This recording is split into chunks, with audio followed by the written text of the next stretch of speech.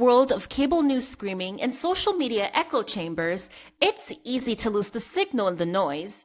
Every day, policy is debated, votes are cast, and your tax dollars are spent. We cut through the headlines to bring you the critical context you need, focusing on what's really going on in news and politics. Welcome to the Analytical Iowan Podcast. This is your daily dose of fact-driven politics. Let's analyze today's news. Here's Eric. We are back here on the Analytical Iowan Podcast. It is Tuesday, November 25th, and we've got a lot to talk about. We always do. Now, I want to start out talking a little bit about social media. For some of you who follow me over on TikTok, you might have noticed that yesterday, the 24th, I may not have had any TikToks up. And maybe you're seeing them today. Well, I posted them yesterday, around the times I normally post. Lately, it's been later in the day that I've been able to get them posted, but I did post them. However, I don't know what was going on with TikTok, but like all of my TikToks sat there for hours with no views, like 0, 1, maybe 2. No warnings, no strikes, no notifications that I did anything wrong. Nothing, just sat there. And they haven't done that to me for a while. But I was going to make a few extra videos last night. And when I saw what they were doing, I didn't do it. I said, why am I going to put my content up if it is not getting any traction, if it's getting no views? So I didn't post it. So that's where my content was yesterday. If you were wondering why I didn't have any TikToks up, they were up. They were available on YouTube or on Spotify, where you're getting this podcast. Just a weird thing that was going on.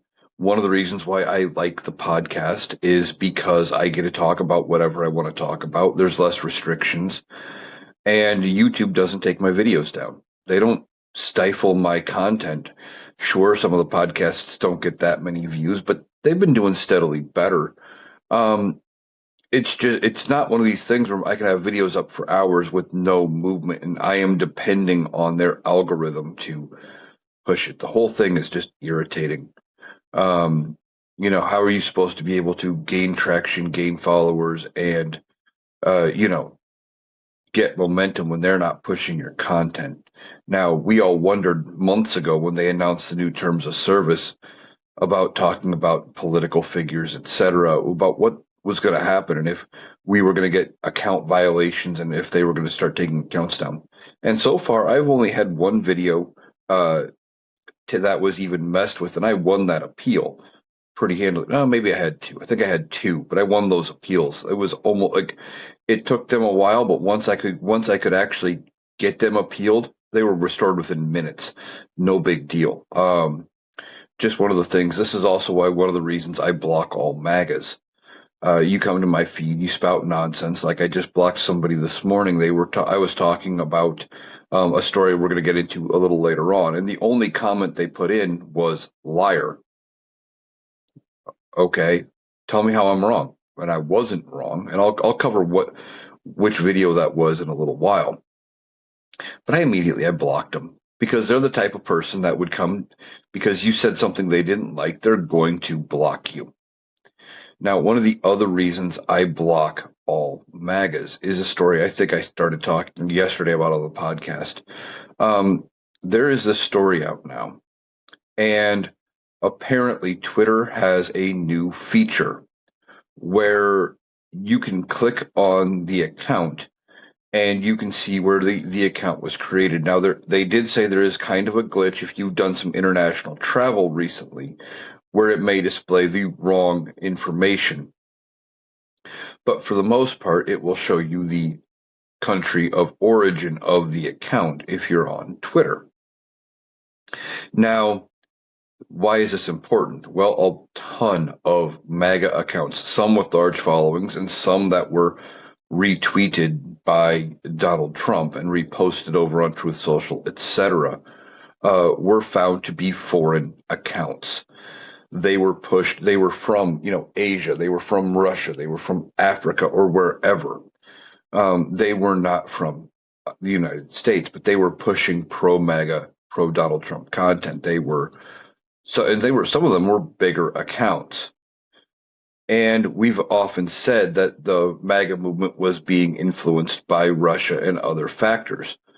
Why would they do that? Because Donald Trump being in power destabilizes the United States. MAGA is going to have a problem with me saying that, but it's true. Donald Trump has done nothing to help our allies. He has put us on shakier ground with almost every country in the world. He's destabilized our economy, dragging us closer to a recession. And some people think we're already there, in part because of his tariffs, but just because of his global trade policy, etc. He is not a good businessman, despite what MAGA wants to believe. The man who bankrupted 2 casinos and has gone bankrupt like 6 or 7 times is not good for the economy. And typically, Republicans aren't good for the economy. If you look at the empirical data, the economy does better under Democrats. But Republicans have been able to message the economy far better than the Democrats ever did. And they have a way of getting people to believe that they are the ones who are good for the economy. They're not. And let's look at Donald Trump and his tariffs, right? Now he took to Truth Social. He makes this big post about how tariff income is going to start skyrocketing. Why? Now he has said for a while, maybe even years, talking about these tariffs that they are paid by the foreign country.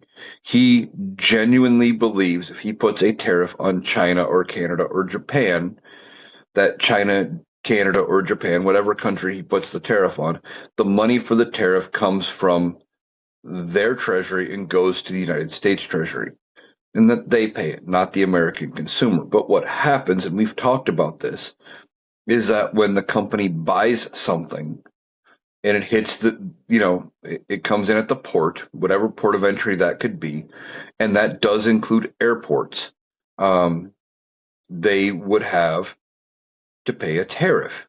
Okay. So if that $10 item has a 50% tariff on it, well, they have to pay $5. So now that $10 item costs the company 15. And instead of selling it to you for 12, they're going to sell it to you for 17 or 18. That is just how that works. And if there are multiple steps in that chain, it could go from being 17 or 18 to 19, maybe 20, maybe even 21. If multiple stops have to have their hands on the product before it gets where it's finally going, every place is going to charge a little bit extra, a little more profit. And I know from my years of working retail, a lot of times profit is driven by percentages. So you want to make a certain percentage off of what your goods. So if that $10 item now costs 15 and you need to make, I don't know, 2%. 2% of $10 is 20 cents, but 2% of $15 is 30 cents. You're just going to add and it's going to compound. Now, I know 2% is probably way low. It was a simple number, but my point stands. If every stop along the way needs to make a profit, that is what's going to happen. Your prices are going to go up. In fact, I worked for a grocery retailer for a while who actually had their warehouse set up to where the warehouse that they owned was making profit. So instead of their warehouse just selling it at cost and corporate taking, care of paying all the warehouse employees, the warehouse had to make a profit above and beyond paying their wages, etc. So everything went up, and our customers noticed because prices started gradually going up. So Donald Trump says that there's going to be a spike in tariff revenue. Why? Well, because people had stocked up ahead of his tariffs, and now he is saying, well, those stockpiles are going to start running out, and they're going to start buying again. And that is going to cause a drive of tariffs, basically saying what we said in the beginning, that the consumer is going to be the one paying the tariff. And all at the same time while he's talking about floating rebate checks and refund checks from these tariffs when we haven't even brought in nearly the income that he thinks we have. He doesn't even know. I guarantee you he doesn't know how any of this works as far as tariffs, as far as income, because he's talked about the tariff money before, and he says there's just a shelf in the Treasury with tariff revenue sitting on it. But we're functioning in a deficit. We have been in deficit spending since Bill Clinton left office. Okay. When Bill Clinton left, we had a surplus, which meant we were actively paying down the debt. Now, what is a deficit?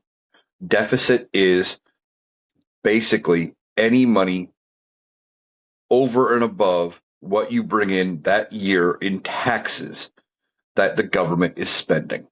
Okay.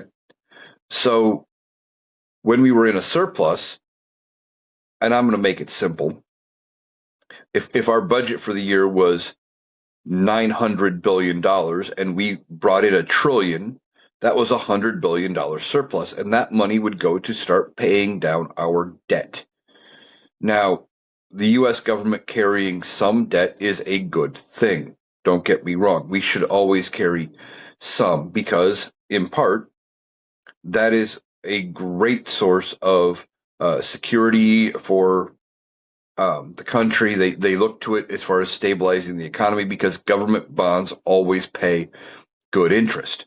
So we should have some, but we can pay down some of the debt that we currently have. Right now, how we are dealing with our spending is whatever money comes in is going out to pay interest on the loans, and it's going out to pay on anything we need to spend because there is no surplus. In fact, we have to constantly borrow money to fund whatever we are doing. And then when those interest payments come due, well, we have to borrow more money to pay the interest on the previous loans.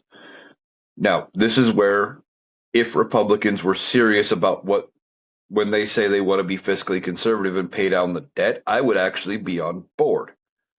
But the reason they're not serious, and I'm not on board with them for doing it, is they never want to tackle the biggest thing that we could do. There are two things we could do to pay down the debt and tackle the deficit and all of that problem. They don't want to go after anything that has to do with the Department of Defense. In fact, they typically want to increase Department of Defense spending. And no, I will not be calling it the Department of War until Congress passes something officially renaming it. That is just dumb and, again, more wasteful spending, trying to rebrand the Department of Defense as the Department of War for no reason, coming from the guy who wants to be known as the man of peace. It's just dumb. But anyway, they don't want to tackle Department of Defense spending. Now, again, Department of Defense spending is good in a way because the more money we spend on defense, that's jobs. We get things made in factories and we're purchasing new and we're training troops, all of that. It's all important. But I'm sure they could, if they did an audit of what was going on, they could probably figure out some ways to cut. There have been planes, I think it was the F-35. I could be wrong about which one it was, but there was one several years ago that was like 8 years behind budget and several $100 billion over budget, I think. I don't remember the exact figures now, but it was ridiculous. It was like almost a decade behind schedule. And we were still paying for R&D on that plane and not saying, okay, you know what, we're going to call it a loss. Because Republicans don't want to cut out DoD spending. They want to keep spending everything on the military because they think if you even talk about cutting military spending, somehow that makes you unpatriotic, which isn't really true. The other thing they don't want to do is that we've done in the past and we've been very successful with, and actually our economy did very, very well, is if we would tax the ultra wealthy. We have tried trickle-down economics for 40 years. It doesn't work. You tax the ultra wealthy. If you look at how things went, post World War II, 40s, 50s, 60s, even 70s up to Reagan, basically, the ultra wealthy was getting taxed above, I'm not even sure what the cutoff was, something like $1 million or whatever the top tier was, at anywhere from 70 some to 90 some percent. And guess what? They hated it, but they had ways to offset those high taxes, right? Because that is how they would turn around. They would build new factories, they would build new plants, they would hire workers, they would pay better wages. They could do things to lower their income to then turn around and make less money on paper, because even though it would turn around in the long run, make them even more money, they could avoid paying that 70 to 90% tax rate. Right now, the top 1%, I think, is currently at like 37%, 37, down from 90. And they just get to keep even more of their money. And I can already hear the Republicans in the comment sections and the MAGA saying, well, that's just socialism. No, this is how government functions. Okay? The government, there are certain things the government needs to do and that the government needs to pay for. And the way the government raises money is by taxing people with money. So you tax the people who can afford to pay out the higher tax bracket. It makes no sense to charge more taxes with fewer loopholes to lower income earners who can't figure out how to get the millions of dollars. You got somebody working a full-time job, can barely afford to feed themselves and put a roof over their head. But you got billionaires who can go buy a sixth yacht. They can just put the money wherever. They can invest whatever. And nobody bats an eye. And they think that's okay. You should not be able to have that big of wealth disparity. And if you force them to put more money and invest into their companies and their businesses, etc., to save on taxes, they will. If you offer them the right tax incentives to pay livable wages, they will. If they could, but right now the way it is set up, because there's no tax incentives, and because the law says in most places minimum wage is still 7.25. If they could hire people for 7.25 an hour, if people would actually still take those jobs, that's what they would pay. But because the rest of cost of living has gotten so high, it has gotten to a point where most places, at least around here, they're starting between 12 and 15, starting. And some places are even going higher than that. I'm starting to hear some places are talking about going to 16 or 17. And the market is driving that price.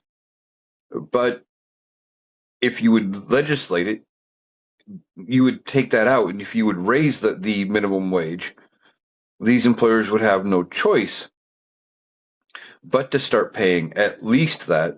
And then you would start a wage competition again, because, why would you work certain jobs for, if the minimum wage went to 15 for 15, when you could go work something easier for 15, right? You would start seeing a need to increase the pay. And again, it would just make things more affordable. Now, for those that would say, well, raising the minimum wage to 15 would cause the price of everything to go up. How? First of all, everything has gone up over the last 16 years since we've raised the minimum wage anyway. So that isn't a thing. And if you turn around and if everybody's paying 15 pretty much nationwide anyway, now I know that's probably not exactly accurate. I have not looked at the data for sure to see what the nationwide average is. But I'm looking at my area. Okay, around here, about the lowest you're going to find is 15. So if everybody's already paying 15 and you raise it to 15, nothing changes. It just sets the incentive for some companies who will to go even higher and above and beyond that, and it could make things better. I don't think it's going to raise prices that much because prices are already going up. They already are. They've gone up ridiculous. One of the things I talk about all the time is the price of soda. Something simple, right? Back in 2009, when minimum wage went up to 7.25, you could still get name brand soda, typically, almost every day, 3 for $10. 3 for 10, 4 for 10, 5 for 10 on a good sale. But 3 for 10 was fairly common. Now it's almost $10 a 12 pack. $10 a 12 pack. I don't pay that. I wait till it's on sale. But still, everyday price. It's tripled. That's just one item. Look at rent. Um, One of the first apartments I ever rented on my own was like $400 a month. 2 bedroom apartment.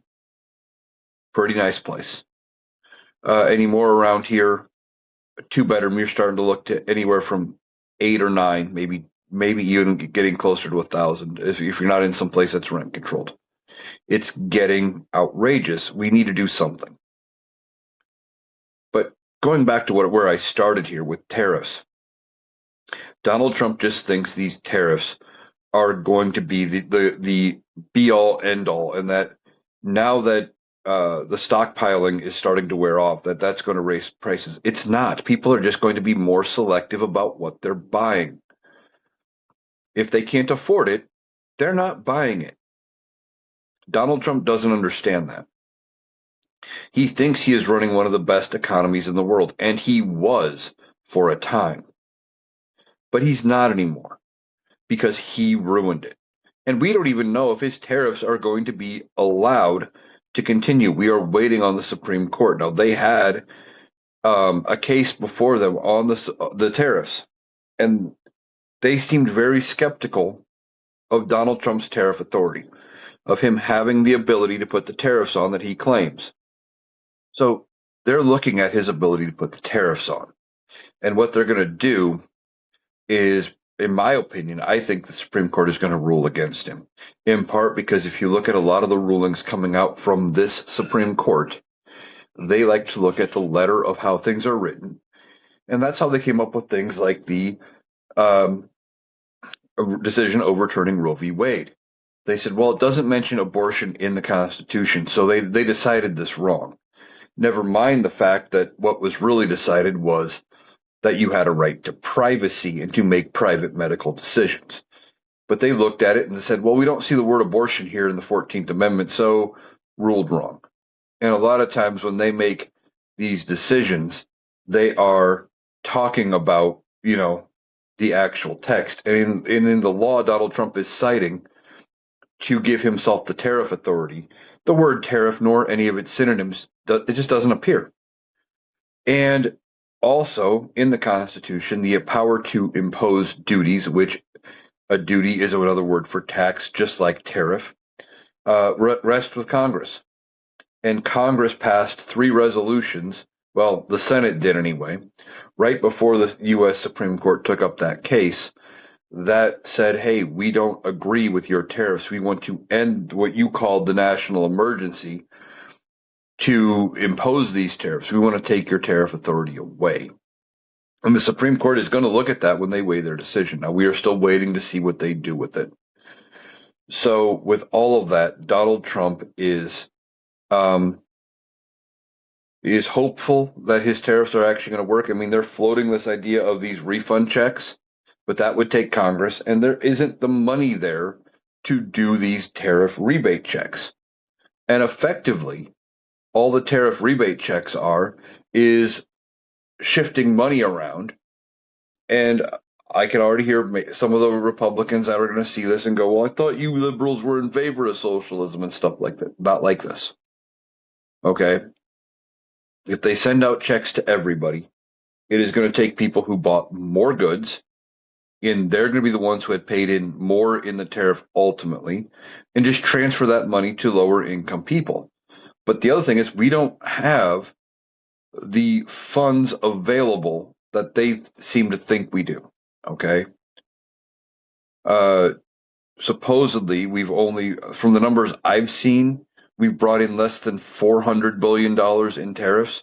And if they want to give a $2,000 rebate check to every American, well, there's 330 million Americans.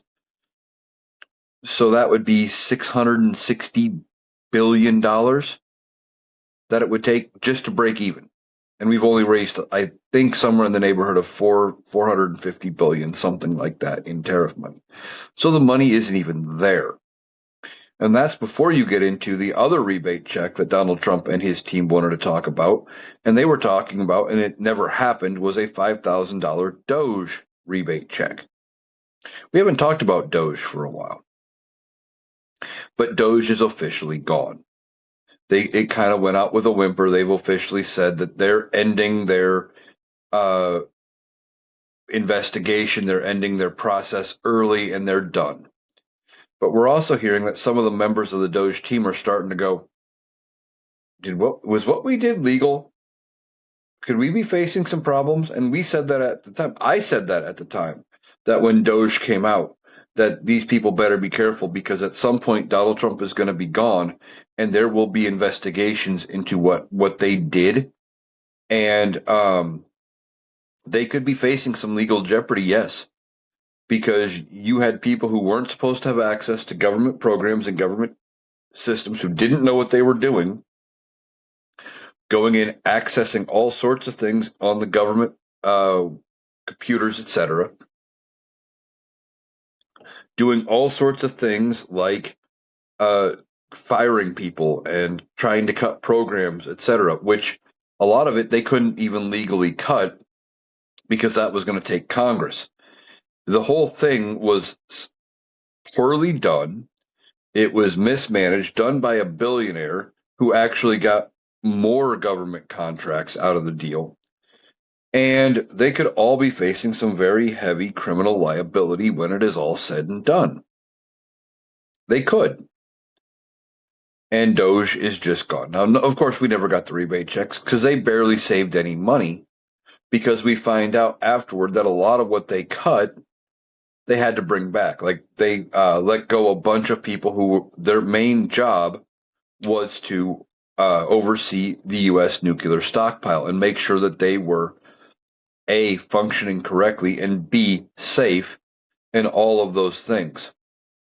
Well, Doge let a bunch of them go and then had to rehire them, because those are people you can't just find anybody for. You couldn't find Joe Q. Public and put him in that kind of position. And that's not something you can probably train on the job for, right? Those type of jobs, I would guarantee, require degrees and, schooling. And then if you have on the job training, it takes a long time to get all of that caught back up. You can't just do it in 5 minutes and, oh yeah, you're good to go. It doesn't work that way. But Doge seemed to think it did. So there was no Doge rebate check. I don't think there's going to be a tariff rebate check. And in fact, well, there may be. There may be one type of tariff rebate check that goes out. And that may be if the Supreme Court rules against Donald Trump, that this administration has to return all of the tariff money to the companies that paid it. Those refunded rebate checks may end up going out. That may happen. But if that happens, then I expect the companies that get that money, they're not going to probably lower their prices much, but they're going to put it on their bottom line and just call it bonus profit for the year or whatever, and give all of their top execs and their CEO and stuff tons of bonuses for making all sorts of money, which is something, if these tariffs do get overturned and these companies get tariff money back, we as consumers need to be watching which companies do what with the tariffs if they get returned, and that if they are just going to put it on the bottom line and give their CEOs and execs, their board of directors, etc., big bonuses and stock options and all sorts of things, we need to put our power to use and go after them. We need to boycott. We need to do those kind of things to show them that they wouldn't have that kind of profit or that kind of money without us. All right. Now, yesterday, Donald Trump was supposed to unveil his health care plan. And more details have come out about the plan he was going to unveil. And he backed off on it. Now, there still is a bipartisan deal. They are working through the House of Representatives. I will talk about that in a moment. But with this deal Donald Trump was talking about, it did sound similar to the bipartisan deal in the House of Representatives. Now, what was it? It was going to be a 2-year extension of the ACA credits. Okay, not too bad. They wanted additional requirements and eligibility requirements. I don't know if it was going to be making it harder to qualify for the ACA subsidies, lowering the bar, probably, making it so that you had to make under even more money so that it was harder to qualify. That one didn't actually come up too much. They were also talking about making it so you could turn around and if you wanted to, instead of getting all of the subsidy going toward your premium and going to the insurance company, that if you selected a certain low level premium options, that you could get part of your ACA credit in a Trump healthcare plan. And these healthcare plans would be similar to health savings accounts where the money would go in there and you could use it for healthcare related expenses and healthcare related expenses only. But again, problem with that being,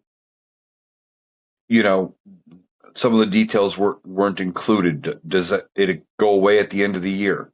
So if I can't save it for year after year till when I need something big, is it really worth it? Sure, I could use that savings account for some of my copays and deductibles and things. But that if it means I have less coverage because I'm taking a lower premium plan, does it actually save me any money? One of the things about the lower premium plans typically is they have less coverage and your deductibles and copays are higher. Or even if the coverage is the same, you just assume more of the risk because you have higher copays, you have higher deductibles. So it doesn't actually save you anything. And then one of the reasons why they backed off of it is that Republicans in Congress were balking at the idea that they weren't going to back it necessarily. Mike Johnson apparently told Donald Trump that they didn't have the votes to pass it in the House of Representatives. So they backed off. Now, I don't know if that's true because they only needed several Republicans, like 3 or 4. And if they were just go with what this bipartisan agreement, sounds like they have already the votes. So there could just be some discrepancies with Donald Trump's plan in this bipartisan deal. But the fact that his plan, or what was being deemed his plan, had a 2-year extension of the ACA subsidies in there might be enough, and it gives me enough hope that if they pass something with the ACA subsidies in it, that Donald Trump would actually sign it. Now, the other thing that the Republicans in Congress wanted that it was unclear about, that if this was going to have, and one of the reasons they balked about it, that is there was going to be abortion care. There was no mention of stricter abortion care rules and procedures in this bill. And Donald Trump didn't say anything about it. They wanted to extend the Hyde Amendment. The Hyde Amendment prohibits federal funds from being used for abortion care. It has been that way since the 70s, but yet every time abortion care gets brought up, one of the things I always hear Republicans and MAGA talking about is, well, I don't want my tax money going toward abortion care. Why should I cover it? When it hasn't been a thing since the 70s, since Roe v. Wade was passed, because it was controversial. And of course, they always go to fictitious scenarios that don't happen. one of the things I just saw again from a creator, a Republican creator that I ultimately blocked. But they were talking about how, so you're saying that a woman in the 8th month of pregnancy decides she doesn't want to be pregnant anymore, can just go get an abortion. And that doesn't happen, right? Most women do not get an abortion after, you know, into the third trimester, months 7, 8, and 9, unless it is absolutely medically necessary because either the fetus is not going to survive, the baby is not going to survive, it is a quality of life decision for that child, or the mother's life is in jeopardy and they have to do something. But typically, if they can, at in those later months of pregnancy, what they would do is they would find a way. Maybe they deliver early instead, something like that. They don't just do an abortion just because. And most women do not decide, 8 months in, when they have names picked out, they've got clothes bought, they've got, stroller and crib and diaper bag and all of those things. And they maybe even have a room picked out and painted and all of those things.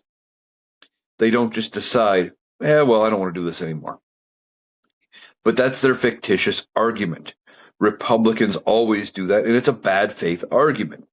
But it's one that tugs on the heartstrings because it makes people go, oh, well, yeah, that makes sense. Why should we allow that? Well, we don't. It already isn't a thing. So federal money doesn't go toward abortions anyway.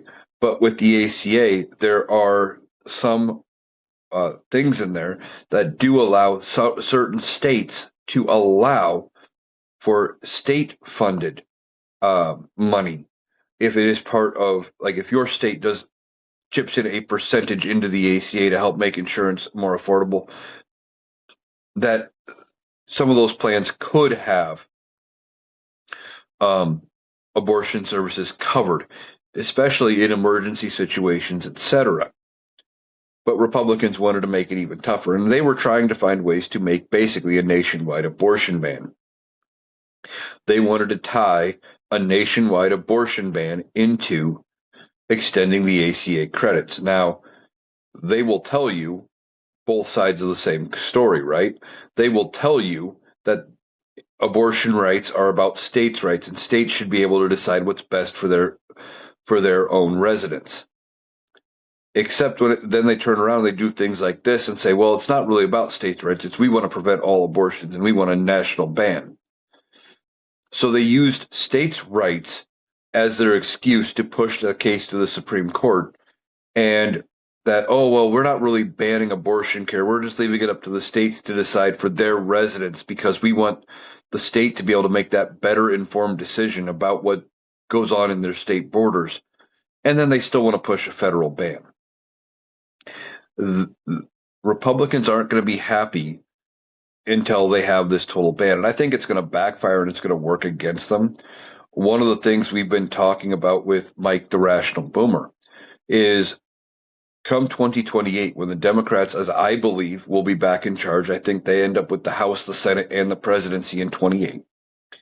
There's going, especially if they fuck around too bad with the ACA credits and with this, especially if they try to tie abortion care to it and succeed, that there would be a big push for universal health care, Medicare for all, whatever you want to call it, some kind of universal health care plan. And as beyond that, also a federal codifying of Roe v. Wade. I think those things probably will happen if the Republicans fuck around too hard, and it'll actually get done this time because Democrats will actually have support. Now, we are hearing that some of the old guard Democrats are they have primary challengers where they normally wouldn't, and some of the times you wouldn't run primary challengers against a rather popular candidate, but certain people apparently are going to be facing primary challengers, including House Minority Leader Hakeem Jeffries. who I thought would actually be doing a better job as leader than what he's doing. Now, this could change, drastically change and shake up the uh, Democratic leadership and change their priorities as they get different people with different points of view into those seats. Now, it's talking about all of this, right? This is the story where I had somebody just comment liar. Now, what I was talking about is with Marjorie Taylor Greene resigning, there are reports out there on certain media outlets where they are talking about that this could be just the first of many, that there are Republicans that are considering potentially resigning, just like Marjorie Taylor Greene, and that it may be possible, remotely possible, because I'm not crazy here, and I'm not going to say it's definitely going to happen and that it's a lock, but hear me out, that it could be possible that the House of Representatives flips before the midterms. Now, what am I talking about? Right now, the current makeup of the U.S. House of Representatives is 219 Republicans, just one vote over the majority needed to have control, one representative. Okay. There are 3 vacant seats that are currently up for special election. There is a special election a week from today in Tennessee. And that special election, should it go to a Democrat? Now, this is a normally safe Republican seat, but should it go to a Democrat, that brings the Democrats up to 214. Then in early January, there is going to be a special election in Texas for a seat that is vacant. It is a runoff election for the top 2 vote getters from the election that was just held earlier this month. Okay? In the runoff, it is only 2 candidates and there is no option for a write-in. The 2 candidates are both Democrats. That is a guaranteed Democratic pickup. Nothing else can happen unless one of them decides to flip parties. Okay, so if we pick up Tennessee and we pick up this Texas seat, that brings the Democrats to 215. Okay, then there's going to probably be in January or February a special election for the seat held by Mickey Sherrill, the governor-elect of New Jersey. Okay, safe Democratic district. Again, assuming the votes go that way, they would pick up that seat. If they sweep all 3, that brings the Democrats up to 216 seats. Then you have Marjorie Taylor Greene come January 5th. She's resigning from Congress.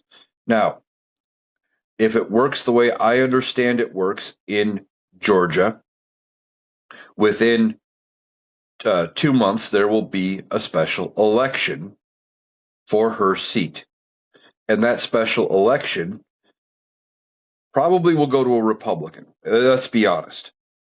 But with as bad as the Republican Party is viewed, and as much as things are changing against the Republicans, etc., so with everything that's going against the Republicans right now, let's just say, for the sake of argument, Democrats pick up that seat. Now, it would be a crazy pickup, don't get me wrong, but that would bring the vote or the totals in the House of Representatives to 218 Republican to 217 Democrat. Okay? One vote. Any one Republican could sink anything Republicans try to do. It would be the narrowest majority you could ever have, and one of the narrowest in history. Definitely one of the narrowest since the Great Depression. So what I said in this video, and this is what got me called a liar by a MAGA troll, was it would just take, if those 4 seats all flipped to Democrats, again, would take a little bit. It's not a guarantee.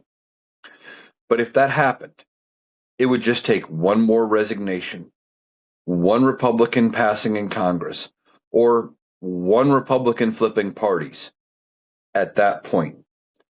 And if one Republican passed or resigned and the special election went to a Democrat, guess what? That brings Democrats to 218.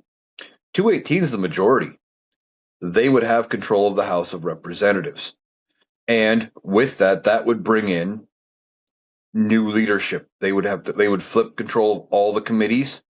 Mike Johnson would be out as Speaker of the House. And potentially Hakeem Jeffries would become Speaker of the House. That's if the Democrats could agree to appoint him. Now, they may agree on somebody else, and it might get messy. We don't know yet. But that just shows how fragile the Republican majority is. You know, even if the Tennessee seat and Marjorie Taylor Greene's seat stay Republican, okay, you are still only looking at a 220 to 215 majority. 3 votes. If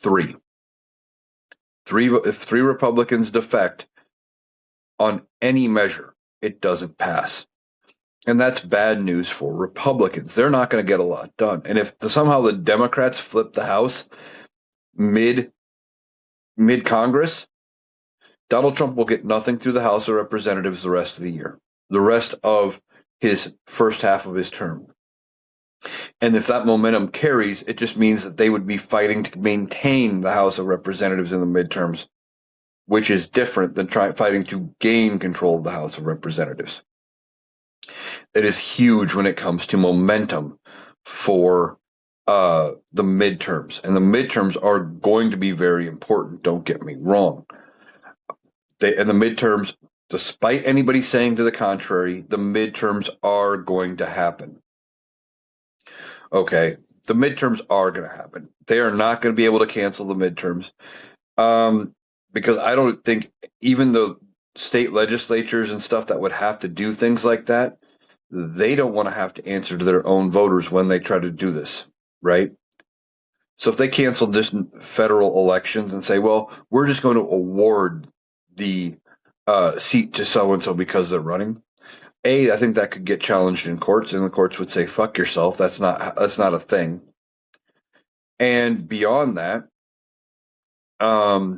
if they still hold vote or elections for their own seats, it wouldn't surprise me if the Republican electorate turns on them and they get voted out for doing such a blatantly un-American thing. We don't just appoint people to sit in Congress or sit as president or whatever. We hold elections for those positions.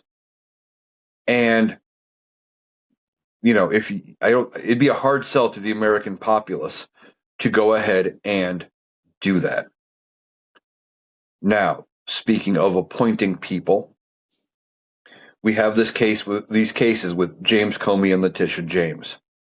It came out yesterday that one of the defense raised by James Comey's attorney was that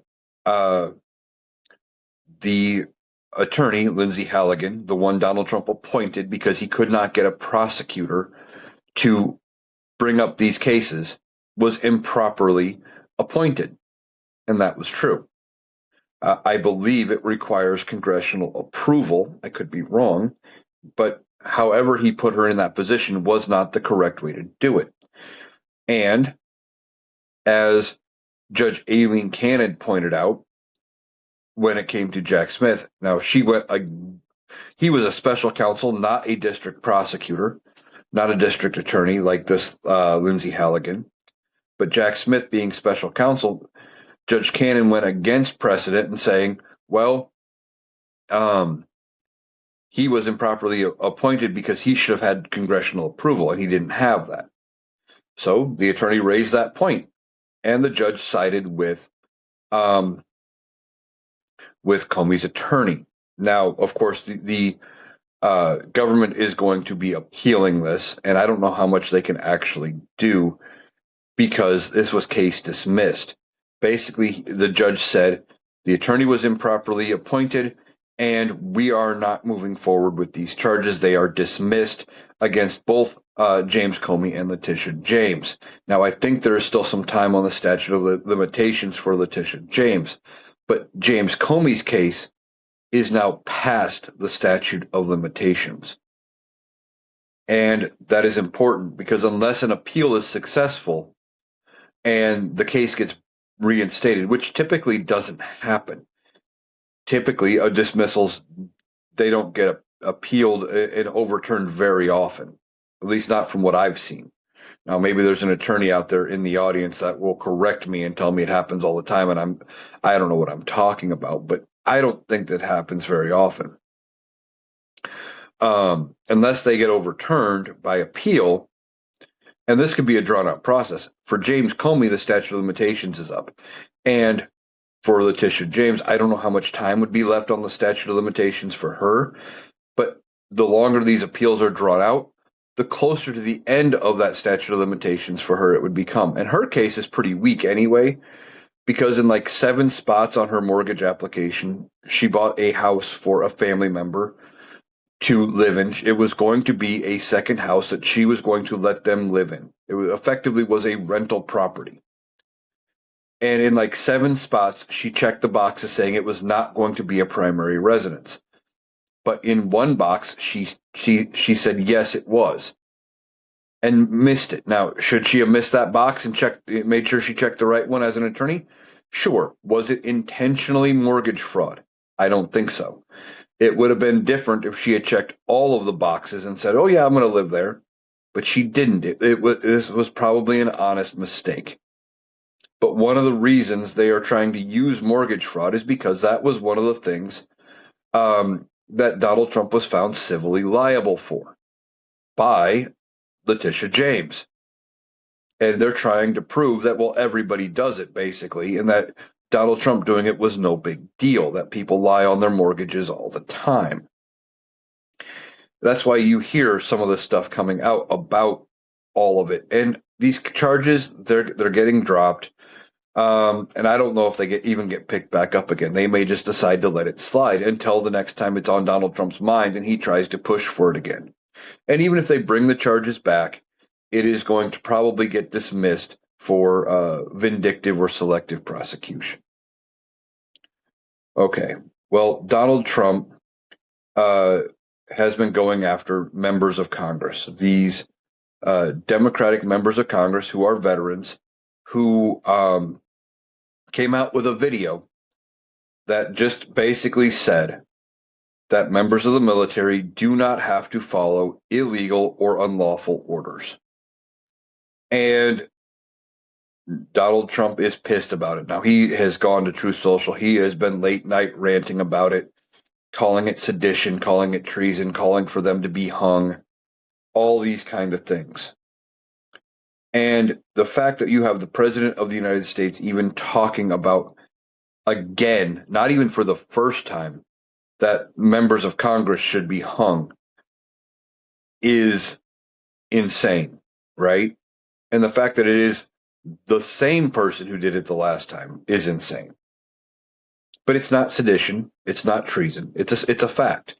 In the UCMJ, it says they do not have to follow unlawful orders. In the oath they take, it tells them not to follow unlawful orders. I think the oath actually says, and I could be wrong, I never took it.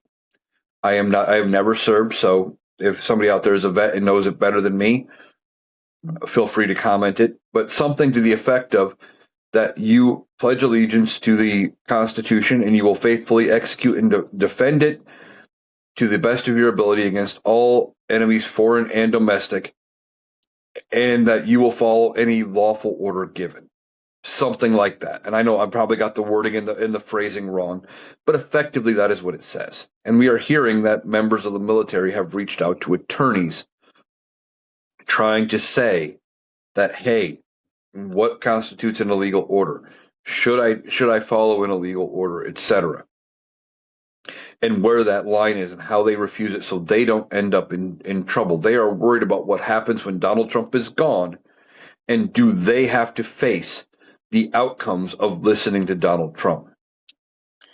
And effectively, that's a bad position for the military to be put in. They should not be in this situation. And if we wouldn't have elected Donald Trump, somebody who is operating on a whim and thinks everything that he says should be treated like a royal decree, and it can't be illegal if the president does it.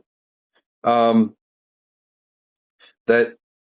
if we would have elected the better option in 2024, we wouldn't even be having this discussion. But of course, we are, because a certain group of people in this country couldn't bring themselves to vote for Kamala Harris. They had all sorts of reasons to object to her, and most of them were dumb. The biggest one that I think was dumb, saying, well, there wasn't a primary. But there was a Democratic primary. Marianne Williamson and RFK Jr. both tried to primary Joe Biden. And when you vote for Joe Biden in the primary, you know that if something happened to Joe Biden, Kamala Harris, as his VP, was going to be filling that role. You can't tell me you were dumb enough to vote for Joe Biden in a primary and assume that somehow somebody else was going to take over as president, right? That's not how this works. That's never been a thing. That's never how it works at all. So she was the right choice, but they were mad about how it happened. Some of them wanted to try to tie it to Gaza and ending the war, which that war is still going on a year later. The ceasefire really hasn't lasted. Things haven't gotten any better. And there's just all sorts of complaints as to why they wouldn't vote for Kamala Harris. And if they would have just voted for Kamala Harris, we wouldn't be in this position now. But with this thing with following unlawful orders, that these members of Congress just said, remember your oath, you do not have to follow illegal orders. And Donald Trump is big mad. Now, two of the things he's done. One, he shared a picture of a plaque outside of the Naval Academy, I believe it was, which right in the middle it says, we will follow any legal lawful order, or something again to that effect. I don't have it right in front of me, but effectively made the point of the video for them in what Donald Trump is sharing.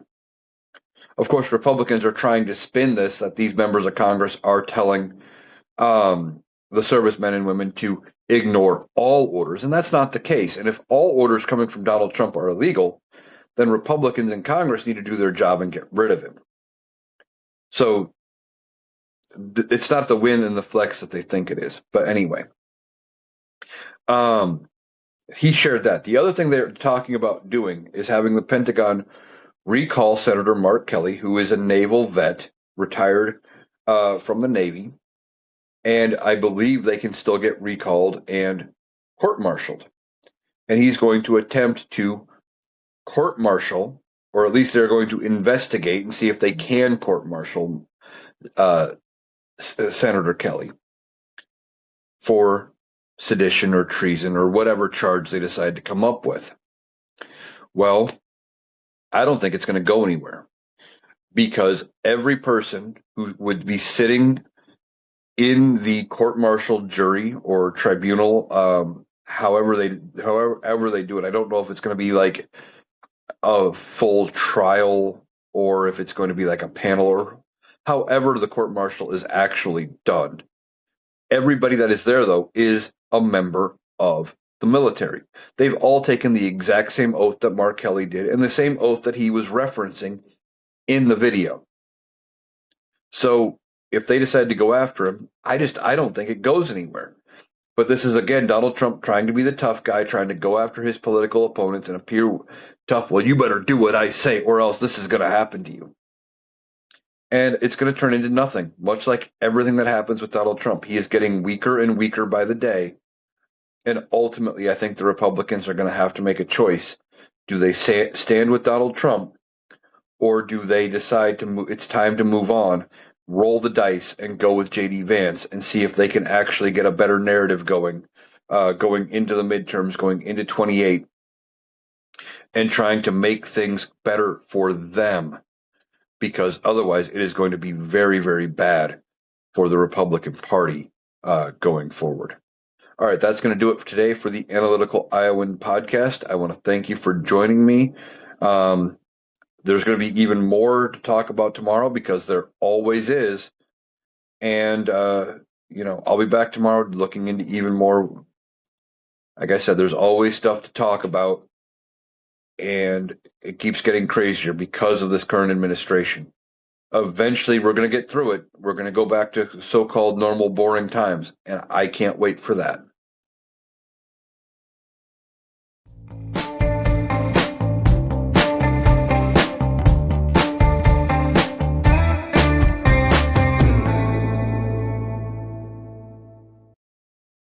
That was Eric. That does it for our analysis today. If you appreciated us cutting through the noise to get to the critical context, please make sure you're subscribed to the Analytical Iowan podcast on Spotify and YouTube. We'll be back tomorrow. Thanks for listening.